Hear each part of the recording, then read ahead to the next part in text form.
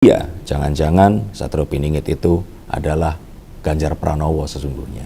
Rencananya akan meledak dan juga memiliki satu potensi bank data yang luar biasa. Ini sejalan dengan mitos bahwa presiden sebelumnya juga memiliki nama-nama tersebut itu tadi. Ganjar Pranowo ini memiliki anomali yang luar biasa. Kepopulerannya di media sosial ini tidak bisa dipungkiri lagi. Dan kadang-kadang kita memandang sebelah mata terhadap para pemilih pemula. Jadi kayak perjaka dan perawannya pemilu ini. Maka para zenial ini tadi akan harus memilih, dan mereka itu nggak cukup tahu banyak, ya mungkin kecuali Ganjar Pranowo ini tadi. Sedangkan para milenial yang memang mereka pernah mengikuti pemilu dan mereka sudah mungkin jengah dengan hal-hal yang terjadi di masa lalu, mereka mungkin akan lebih memilih seseorang yang dicitrakan memang bekerja dan memiliki prestasi.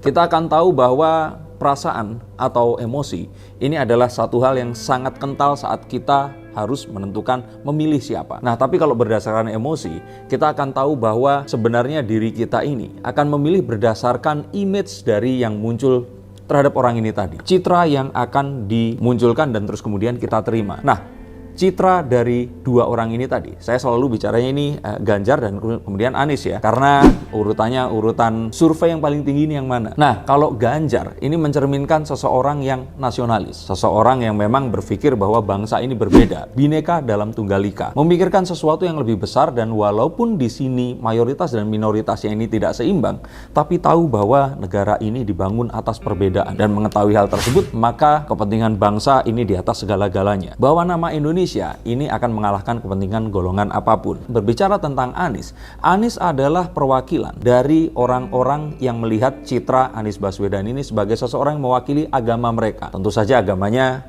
hanya Islam di sini. Seseorang yang keturunan Timur Tengah, seseorang yang memang lebih identik dengan asal dari ajaran Islam ini berakar. Dan saya bilang, Nis, ente nggak bisa jadi presiden. Kenapa? Karena presiden adalah orang Indonesia asli, saya bilang. Jelas mungkin seperti yang tadi saya sudah sebutkan. Kita akan melihat bahwa dari tujuan mereka ini tadi, kita akan tahu bahwa Ganjar ini adalah perwakilan orang-orang yang pro terhadap pemerintah saat ini. Pro kepada pemerintahan Pak Jokowi. Orang-orang yang menganggap bahwa Pak Jokowi ini berhasil dalam kepemimpinannya, dan pendukung dari Anies Baswedan adalah orang-orang yang menganggap bahwa Pak Jokowi ini seseorang yang tidak berhasil. Bisa juga disebut gagal. Ini adalah orang-orang yang apapun pilihannya, yang penting jangan Jokowi. Mereka biasanya suka menggunakan kata-kata rezim dan oligarki untuk pemerintahan yang ada saat ini. Nah, biasanya Ganjar Pranowo memberikan tempat untuk para pendukung pemerintah ini tadi, dan Anies Baswedan memberikan tempat juga kepada para pembenci, kepada para orang-orang yang tidak setuju terhadap pemerintah yang sekarang ini. Kita bisa bilang seperti itu. Nah, sejauh ini kalian masuk ke golongan yang mana? Nah, yang berikutnya adalah, kalau saya pikir kalau dilihat dari bagaimana pengaturan keuangan, bagaimana stresnya kita setiap harinya, maka kalau Ganjar Pranowo ini biasanya didukung oleh para pengusaha. Bukan karena kebanyakan pengusaha ini etnis tertentu, bukan. Tetapi pengusaha ini adalah orang-orang yang lebih realistis, melihat ke depan, menghitung sesuatu dan mencoba untuk menyikapinya. Sedang berbicara tentang realistis tadi, maka kita akan boleh bilang juga bahwa pendukung Ganjar Pranowo ini adalah orang-orang yang realis. Realis itu artinya ya melihat kondisi sekarang, mau tidak mau dia harus memilih apapun yang ada di depannya, dan dia berpikir bahwa ini adalah survival untuk kehidupannya dia nanti. Sedangkan pemilih dari Anies Baswedan ini adalah orang-orang yang selalu berpikir bahwa ada baik dan ada buruk, ada orang jahat dan ada orang baik. Mereka berpikir bahwa hidup ini seperti sebuah mimpi, sebuah fantasi. Para pendukung Ganjar Pranowo ini adalah anak-anak muda atau orang-orang tua yang berjiwa muda. Mereka ini berharap masih ada perubahan dalam kehidupan dengan cara bekerja dan juga berusaha. Nah, sedangkan pendukung Anies Baswedan ini adalah bermentalitas tua. Akan lihat lagi bahwa pendukung dari Ganjar Pranowo di sini adalah pendukung yang sanguin. Orang sanguin cenderung untuk optimis, merasa pasti apa yang dilakukan walaupun apa yang dilakukan belum tentu benar dan akan berhasil. Mereka adalah orang yang rela untuk mencoba sesuatu, dan sesuatu yang baru ini akan dikerjakan. Tetapi saat menemukan satu keyakinan, mereka akan memegang teguh hal itu tadi. Cara tentang yang sederhana, pendukung Ganjar Pranowo ini adalah orang-orang yang aktif, orang-orang yang merasa bahwa mereka ini harus melakukan sesuatu. Let's do something about it. Mereka adalah orang yang mau untuk melakukan satu hal, dan mereka akan melakukan dengan cepat. Mereka tidak melihat perbedaan sebagai sebuah penghalang. Nah, ini adalah ramalan yang diucapkan oleh Prabu Jayabaya, Raja Kediri yang memerintah pada tahun 1135 Masehi hingga 1157. Nah, kita akan coba lihat nyocok-nyocokinya dengan Ganjar Pranowo ini seperti apa. Yang pertama kita lihat dari nama atau saat seseorang lahir dan diberikan sebuah tongkat untuk harapan ini tadi. Dalam sanjak yang dikarang oleh Jayabaya, yang nyatanya ini adalah sebuah jangka Jayabaya atau melihat masa depan, ramalan dari beliau ini tadi, dikatakan bahwa pemimpin Indonesia atau Satrio Piningit ini akan memiliki unsur nama yang ada dalam frase kata Noto Nagoro atau menata sebuah negara. Dan Ganjar Pranowo ini walaupun tidak secara harafiah ada Noto Nagoro, tapi dianggap Ganjar Pranowonya sebagai Go. Ini sejalan dengan mitos bahwa presiden sebelumnya juga memiliki nama-nama tersebut itu tadi. Seperti Presiden Soekarno, Presiden Soeharto, Susilo Bambang Yudhoyono. Walaupun ada juga presiden yang tidak berakhiran kata seperti itu. Tapi kembali lagi, mencocokkan ini kan mencari yang cocok dan menghilangkan yang nggak cocok. Walaupun nama Pak Ganjar Pranowo ini sebenarnya bukan Ganjar Pranowo, tapi Ganjar Sungkowo. Tapi tetap itu tidak merubah karena akhirnya tetap Wo dan Ganjar ini tadi atau Go seperti itu. Nah, dan tidak hanya itu saja. Berbicara tentang kelahiran juga, dipercaya bahwa Satrio Piningit ini tadi itu lahir dalam kondisi yang miskin dari rakyat biasa, jelata. Dan Ganjar Pranowo pun juga seperti ini, tidak keturunan seseorang yang penting atau menjabat. Walaupun ayah ini seorang polisi, tapi mereka ini hidup dalam kesederhanaan. Bahkan dalam sebuah cerita, ibunya ini memiliki hutang yang harus dibayar dan seluruh keluarga ini akhirnya harus arisan atau mengumpulkan uang demi bisa membayar hutang sang ibunda ini tadi. Dan hutang baru bisa lunas saat mereka semua sudah bisa mencari nafkah. Ini terus kemudian menguatkan mitologi tersebut dan orang-orang pun membicarakan bahwa jangan-jangan Satrio Piningit ini adalah Ganjar Pranowo.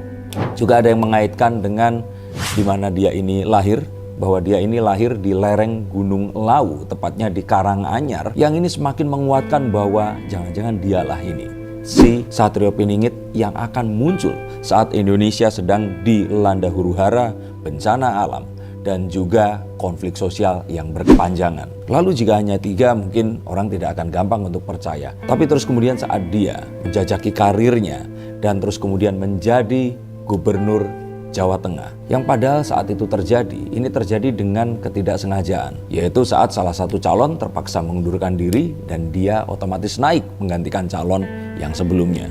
Dan saat beliau menjadi gubernur Jawa Tengah ini tadi, maka beliau terus kemudian ditempatkan di Semarang, yang walaupun arti kata dari Semarang ini bukanlah Semar, tapi keberadaan sosok Semar dalam mitologi Satrio Piningit ini sangat-sangat erat.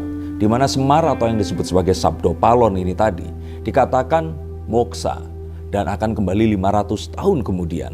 Dan di mana tahun itu tepat di tahun 2020 atau 22 ini tadi. Dan Semar dan Semarang tentu saja memiliki satu fonologi yang sama atau pengucapan yang sama.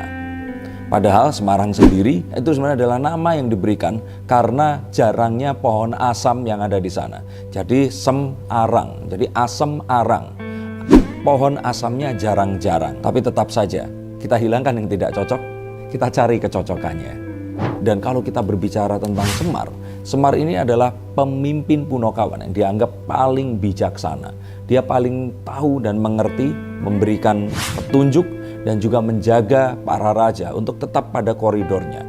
Bahkan dipercaya bahwa Sabdo Palon ini adalah satu sosok yang bisa terus menjaga kesatria Jawa untuk bisa memimpin dan menjaga kerajaannya. Dan berbicara tentang Semar, di antara semua Punakawan ini hanya satu orang yang rambutnya putih, yaitu Semar itu sendiri. Mungkin dia berambut putih karena usianya, tapi orang-orang pun mengetahui Semar usianya sudah dalam kondisi yang sudah tua dan dengan tubuh tambunnya itu tadi. Tapi mari kita kesampingkan tambunnya, rambut putihnya ini khas sekali dengan Ganjar Pranowo. Dan otomatis ini pasti akan dicocok-cocokkan dan orang yang percaya akan menganggap, oh ternyata Ganjar Pranowo ini adalah titisan dari Satrio Piningit itu tadi. Tapi seperti yang tadi saya katakan bahwa ini semua berasal dari Jangka Jayabaya. Dan jika memang ini adalah sebuah cerita yang dituturkan dari mulut ke mulut, maka ini adalah cerita yang menjaga harapan rakyat terutama di Pulau Jawa.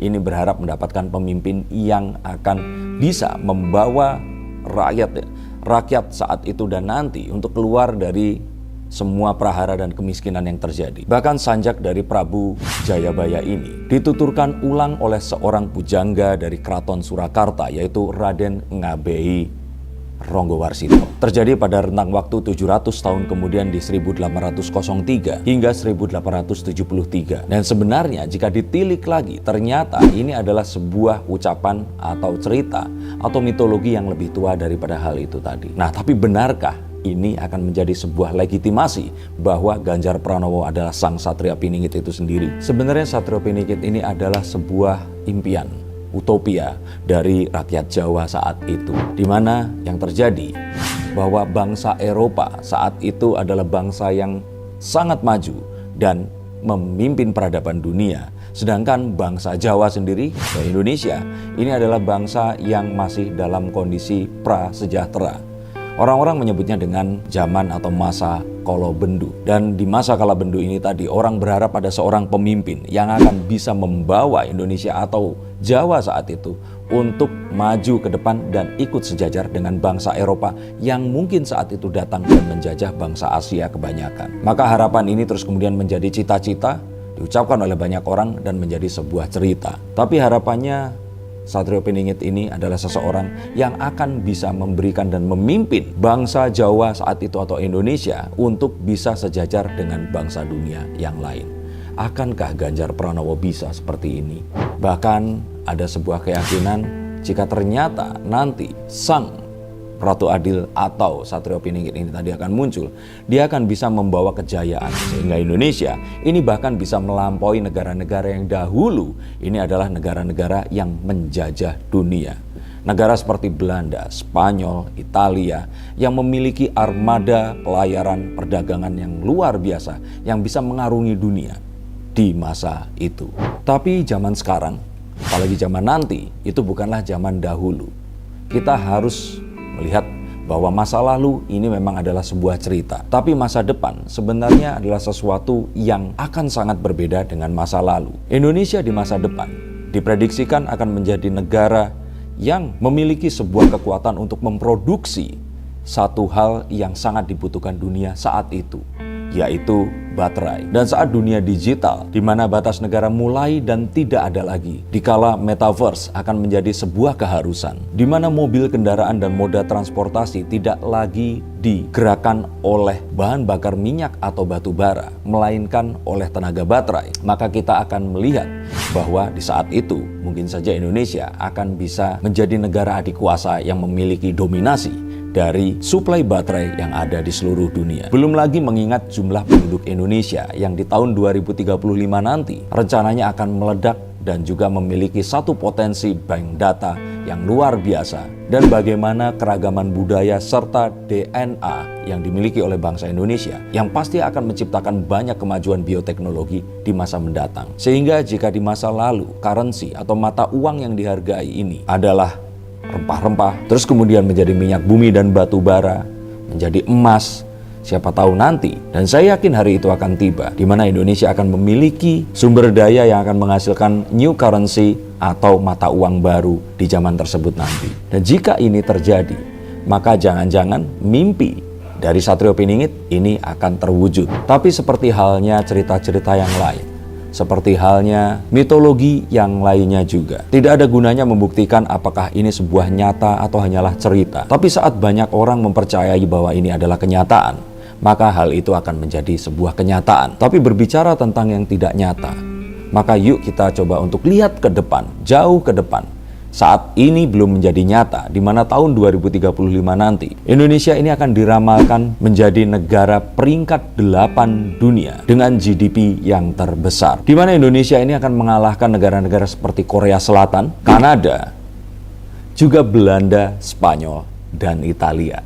Persis negara yang saya sebutkan yang pernah mungkin menjajah bangsa Asia selama ratusan tahun sebelumnya. Dan ini bukanlah sebuah ramalan isapan jempol belaka. Ini dihitung dengan seksama dan dengan sebuah teori yang tidak terbantahkan dan juga dilakukan oleh lembaga yang sangat terpercaya. Silakan googling tentang Indonesia di 2035 nanti. Dan saat itu, saya yakin Indonesia ini akan menjadi salah satu negara adikuasa. Dan jika itu adalah hasilnya, siapa tahu jangan-jangan Satrio Piningit memang akan hadir di 2024 nanti. Dan jika memang iya, jangan-jangan Satrio Piningit itu adalah Ganjar Pranowo sesungguhnya.